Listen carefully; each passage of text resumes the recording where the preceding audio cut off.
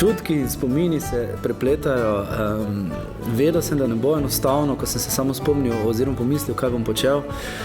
Ampak ravno to veselje, ker sem vedel, da bom učence razveselil in šola me je gnala, da sem naredil maksimalno, kaj sem lahko naredil.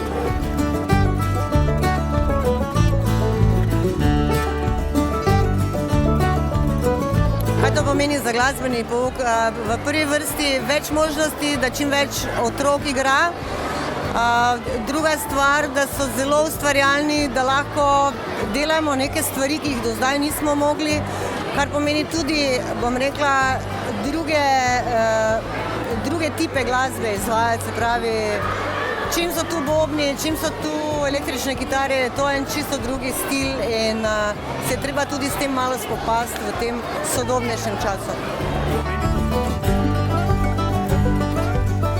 To je pač simbolično 20. šola, mi gremo naprej.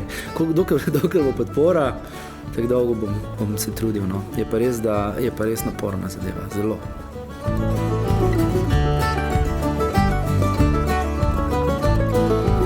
Meni to začetek novega šolskega benda?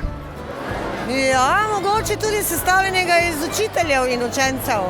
Bomo videli, kaj še bomo uspeli narediti iz vsega tega.